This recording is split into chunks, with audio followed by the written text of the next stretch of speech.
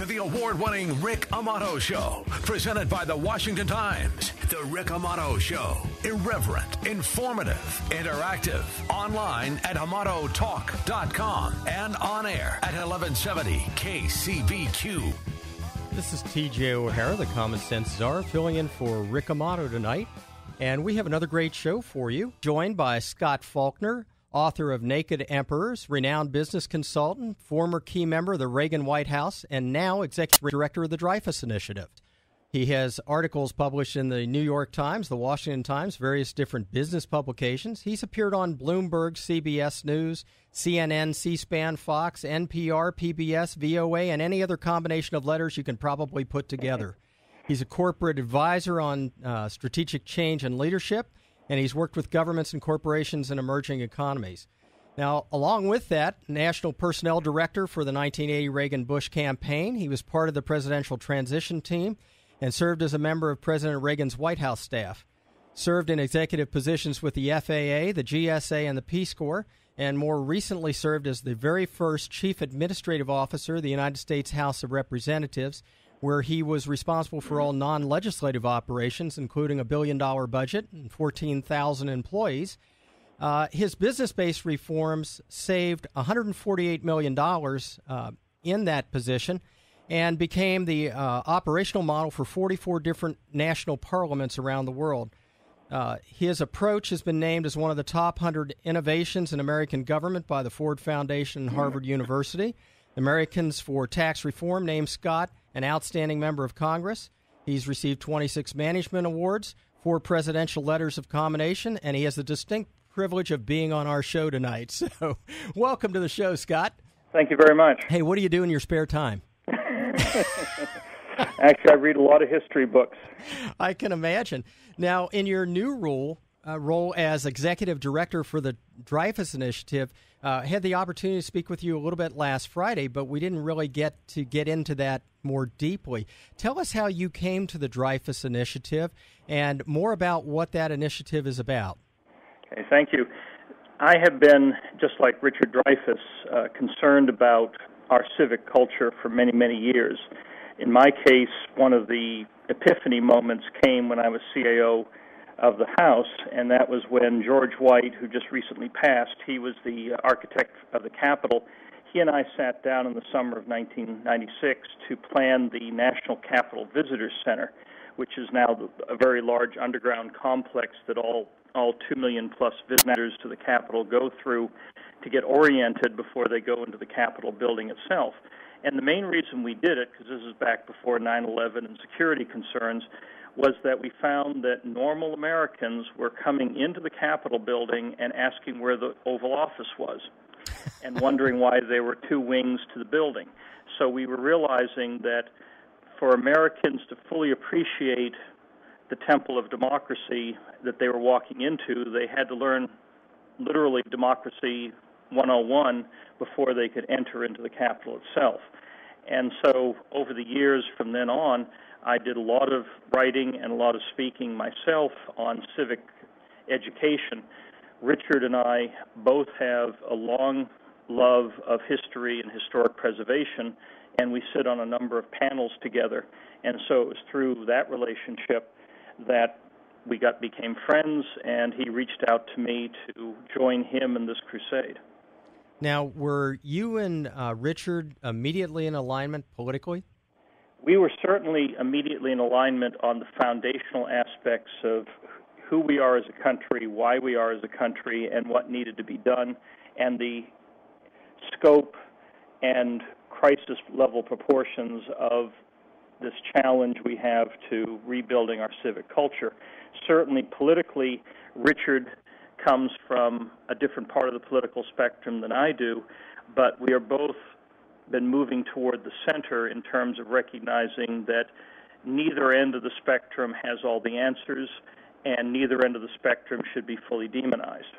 You know, I think that's one of the things I appreciate the very most. As you know, I'm working very hard to try and create an army of informed voters and helping people make informed decisions. And that's what I see has evolved in the Dreyfuss Initiative. So In moving forward, I want to make sure that our audience is clear. If they didn't have the opportunity to chat with Richard when he was in studio on Friday, there may have been some confusion as to whether the Dreyfuss Initiative is setting up a separate school or trying to return civics to the curriculum. Can you share with the audience? What we're really doing is creating curriculum enhancement. We are working through every place where education is occurring in terms of the kindergarten through 12th grade, and that means the public schools, where most people are, but also private parochial schools, charter schools, even home schools.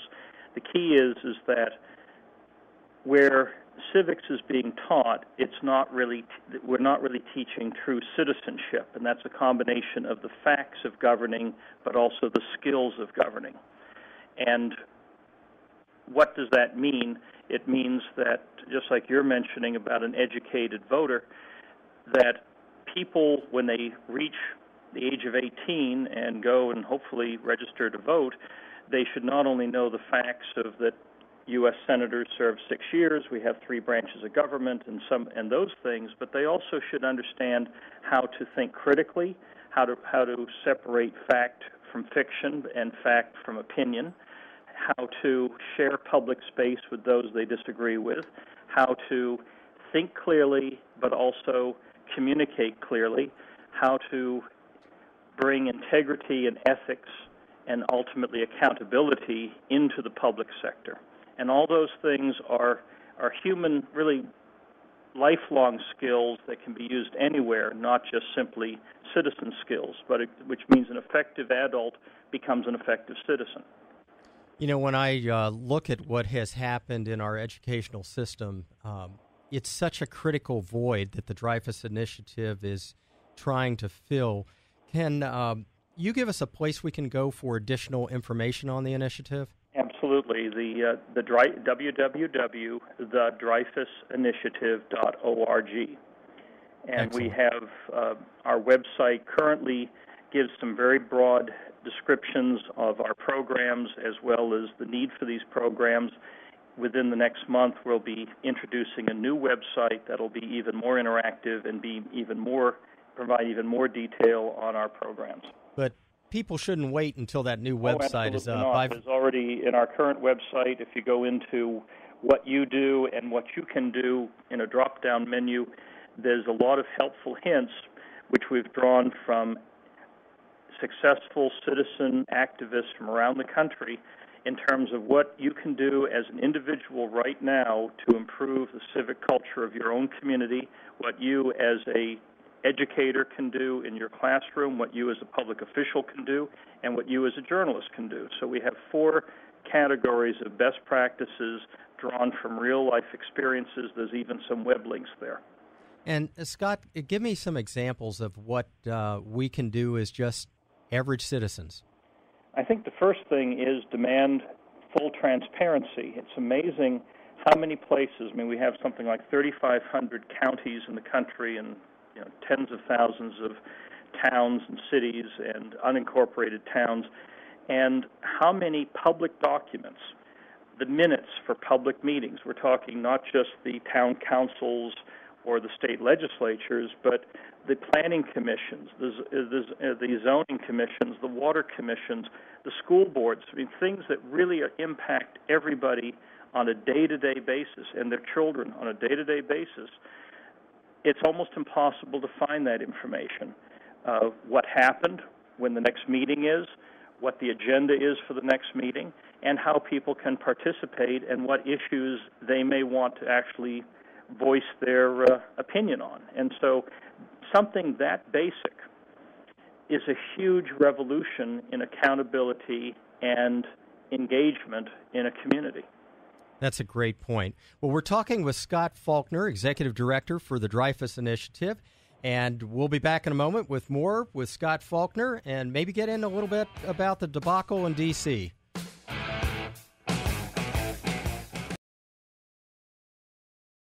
Rick Amato, live on Intelligent Talk 1170 KCBQ. Call Rick at 1-888-344-1170. Rick Amato. This is T.J. O'Hara, the Common Sense Czar, filling in for Rick Amato while he's taking just a few days to himself.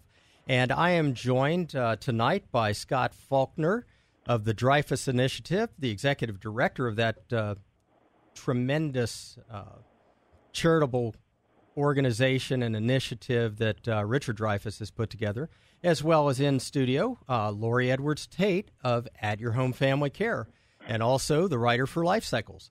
So, Scott, you know, we were talking about what people can do, and certainly they can get additional hints by going to the DreyfussInitiative.org, the website. And as we mentioned, it is being updated, you know, over the next several weeks, but don't hesitate going there. Now, how about funding? I know you're a nonprofit. Right. What can we do to help along those lines? Well, we have a lot of people already helping us, but we definitely need additional funding. We have grants, we have donors, but as we move to the next level of detail on our programs, developing the curriculum materials costs money because we're hiring teachers to actually help develop it. We're retaining experts in early childhood development and curriculum development. We have just acquired, or in the process of actually just acquiring, one of the Washington family homes out here in West Virginia to be our headquarters for our think tank, the George Washington Institute on the Enlightenment. And we're starting to endow chairs for scholars to look into the founding principles and founding context of our nation. And so money is a key commodity right now.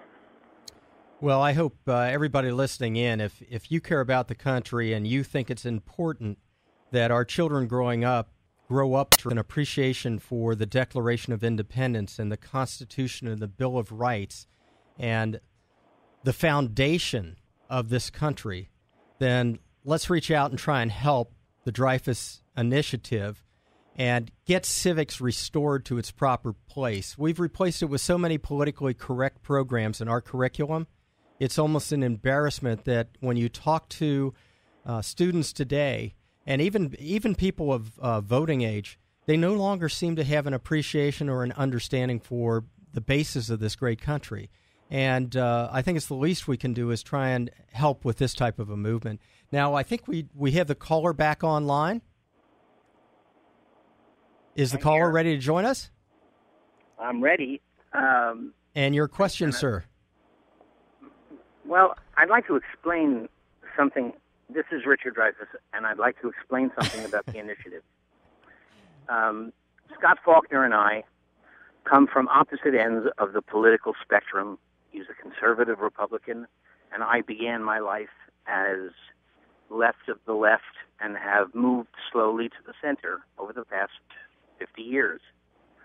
And just the fact that we share a critical understanding that we no longer have a shared sense of values and that we are seemingly at war with one another, just the fact that Scott and I are within the same endeavor is a miracle of today's politics, because today's politics are toxic partisanship, thoughtless, and without substance. Yeah, I would have neither Democrats or Republicans out in the country who really understand what this budget screech is all about, except that Republicans feel one way and Democrats feel another, and they don't know really what anyone is arguing about. And we have reduced the content of information that people need in order to run the country to the barest of minimums. Yeah, Richard, I want to thank you first of all for calling in tonight and listening. But you bring up a great point. I was struck last night by the speeches from the two sides. Basically, the president representing the Democratic side, and Speaker Boehner representing the Republican side. And the president made a specific comment when he talked about, I don't want to get into the details. I don't want to bore you with the details. We aren't necessarily bored with the details, but it's not politically expedient for either side to provide us with the details. And I think you bring up a great point. How can we have civil discourse without being able to speak without shouting, without being able to speak without a pre-committed position? One of the greatest problems in communication is that people are preparing their response rather than listening. Absolutely. One of the things that Scott knows and I know is that we no longer think of ourselves as people who share political space with those with whom we disagree. We either think that we are meant to demonize anyone who disagrees with us, or we're meant to persuade them to our point of view, and if we fail, we should kick them off the platform. Now, when you, and the fact is, Richard, the miracle of America. Richard, I want to be clear with. We created a form of government. I want to be clear. Allowed people of different points of view to share that space. Richard, I want to be clear with the audience when you say we either demonize them or you're talking in the societal sense, not you and Scott. That's right. I'm saying that Scott and I are the holdouts. Right. Because we didn't get the memo. Yeah, I've worked with both of you long enough to know that that's the antithesis of you two. You two will listen to any idea and vet it on its factual basis, and sometimes it will shift maybe what your pre-committed idea might be, or it may not, or it may even enhance where you were before. But you're always open to the discussion, and that's what's so joyous about having a conversation with you. So I just don't want anybody in the audience, sometimes they listen past what's being said, and I don't want them to get the impression you were suggesting that you and Scott put people in these small little boxes and then dismiss them if they don't agree with you. It's the exact opposite, and that's what you're trying to teach through the Dreyfuss Initiative. And not only do I thank you for that, but anytime you think that what I'm saying needs clarification, don't hesitate. If you were on an airplane and you heard an announcement that we were going to pick our pilot from business class today, you'd get off that plane. And if you went to a doctor's office and found out that doctor had not gone to medical school, you wouldn't let him touch you. And yet, knowing how difficult and complex those professions are, we treat the profession of citizenship with the back of our hand. We dismiss it. We don't train to it. And the governor of Maryland literally 2 months ago reached into the curriculum of his state and removed civics and the money behind teaching civics. And civics classes are, in fact, the only place that young people have to learn how to run the country before it's their turn to run the country. And so the removal of civics is either evidence of a neurosis beyond my ability to articulate, or some kind of crazy conspiracy. I don't believe in conspiracies. I believe, though, that people can get so caught up in the win over the principle, in the victory at the electoral polls over the correct principles that we should be using, that we don't pay any attention anymore to exactly what it is that we're voting for or against, as in this budget situation. Absolutely. And Scott, in your book, Naked Emperors, that's really an eyewitness account of where we had possibly an opportunity to change the dynamics, and we failed to do it, or maybe we just replaced it with a similar dynamic of, it's focused on power and corruption. And, how do you view this debt ceiling issue and the way it's playing out? Well, first of all, the premise of the debt ceiling is completely wrong. Only two ways can one Congress control the future Congresses. One is when they pass treaties, and the other one is when they pass actual public laws that become part of the U.S. Code.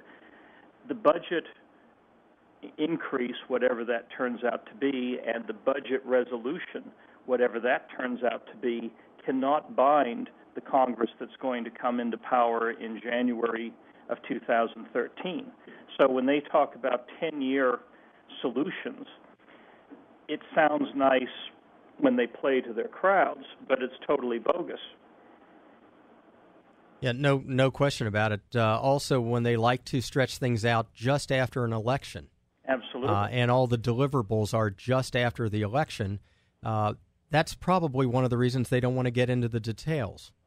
And what's so sad is that when you look at, both sides talk about cuts, at least 10 to 15% of our current budget is documented waste, fraud, and abuse. We have 75 statutorily created inspector generals, and we have about 500 people who work for the Government Accountability Office, the GAO. And literally on a daily basis, all of these teams of auditors and investigators are publishing public documents relating to how we are giving bonuses to contractors that don't even meet basic requirements on their contract, how we have duplication, how we have fraud, how we have waste. And so when you take a $1.2 trillion budget and say, let's say 10% of that is completely wasteful and has already been documented that way, why aren't we cutting that stuff? Yeah, that's a good question. I know we like to focus, the rhetoric likes to focus on entitlements and so forth, but there are significant other areas of the government in which those cuts could be directed in a more rational manner. When you turned around the House of Representatives, and truly you are attributed for having brought the degree of integrity that we can associate with the House, but you brought some integrity back to the House during your time there as their chief administrative officer, and you saved $148 million on a $1 billion budget. What type of waste did you see, and what was your process? What was your approach? Well, first of all, we actually saved $184 million, but we reinvested $36 million because Congress did not have any computers. I mean, they had some standalone computers here and there and one mainframe, but most offices in 1995, in the spring of 1995, still had Selectric typewriters. So we were literally wrenching them into the 21st century, and we reinvested some of the savings. And that's one other thing that you and I both have done in the corporate sector, is that it isn't always just simply cut the costs and it goes to a profit bottom line. Sometimes reinvestment is needed. But to get to the focus of what I did, many people in your audience will remember in the early 1990s, Congress was the single most corrupt body in America. You had the post office scandal, you had the check writing scandal, you had the restaurant scandal, the gift shop scandal, where Rostenkowski went to prison. You had literally almost every week there would be a new bombshell going off on how we had a 40-year democratic institutionalized kleptocracy. They were robbing the place blind of tax dollars. And so one of the reasons the Republicans swept to victory in November 1994 was not just the swing against the Clinton health care bill. It was that most Americans said after 40 years and all these corrupt congressmen, it's time to try something different.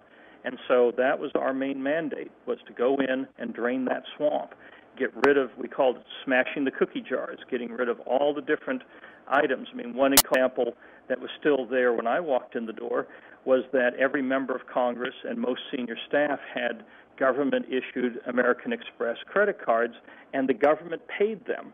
And then members and their senior staff were on the honor code to reimburse for personal expenses. Well, guess what? Those were never reimbursed. So the result is literally millions and millions of dollars went out the door for personal activities on your tax dollar. So we found 34 separate undocumented petty cash accounts. We literally went into offices and found drawers full of $100 bills. I mean, it was just, the place was awash with waste and corruption. And so what we did was an amazing team of corporate change experts came in 50 days. I mean, they keep talking now about these kinds of lengthy blue ribbon commissions to find savings. It only took 12 people 50 days to come up with 75 actions that netted $184 million savings, and those savings were implemented within the first 9 months after that report. So we're not talking about some massive new blue ribbon commission. People who understand that waste is waste, who have some basic understanding of business practices and accounting practices, can find the stuff. You stumble across it. It is everywhere. And that's really what we did. So we got rid of everything that made no sense. And that's something that government very rarely does. And then the stuff that we still needed but had a clear private sector counterpart, we outsourced it. And again, did it quickly. And then what was left over, we made more efficient. When I walked in the door, we had 12 layers of bureaucracy between people who were serving member offices, and these are people who are running the telephones and moving furniture and paying the payrolls and things like that, and managing the health care benefits. 12 layers between them and my office. When we were done, which was the fall of 95, just 9 months later, it was down to 2 layers. And we could do that throughout the federal government. Yeah, you bring up a great point. I do have to say one thing tongue-in-cheek. You talked about honor system and Congress, and that's almost like an oxymoron. Yeah, absolutely. Can't put those together. And, I look at, Richard, what you've put together on the Dreyfuss Initiative for our schools, and maybe we need to start a civics movement for Congress. Well, getting them to appreciate it. As a matter of fact, there should be classes for new congressmen who should be taught what their responsibilities are, what their accountability is, how they are rewarded, and how they are to be held accountable. Absolutely. There's nothing wrong with that. Just because we've elected them to office doesn't mean they know what they're doing. And we should bolster their knowledge and their wisdom with as much public knowledge and discourse as possible. You don't any longer use the phrase public service with any idea of nobility. We believe 100% of us that all politicians, when they speak in public, are inauthentic. And that is an indictment of the flaws in our system that's heaven high. I couldn't agree with you more. It's not a question of liberal versus conservative or conservative versus liberal. It is, if you are a public politician, everyone in this country knows you take money you shouldn't take. You listen to lobbyists you shouldn't listen to, and you are in the pocket. And that goes for both parties, and they're in no way different from one to another. It's definitely we are, in fact, a political miracle in the history of this world. No one ever so revolutionized the idea of government as much as we did. You're absolutely right, we did Richard. It very simply by saying that the ruler, the king, the monarch, and the people could be one thing, and that there did not have to be caste or class differences. That was what was so revolutionary about our Revolutionary War. And if we had tried to pull it off in Europe, they would have killed us to the last man. We, however, established this revolutionary doctrine that the people were the final arbiters of political power. And the only way, as Lincoln says, that we're going to get beat is if we beat ourselves. Because We've got the best system, the fairest system on paper, but it requires for the very first time in 15,000 years that the common man participate in the decision-making of running the government. I absolutely agree, and we're going to have to take a quick break. We're here with Scot Faulkner and Richard Dreyfuss, and we'll be back in just a minute.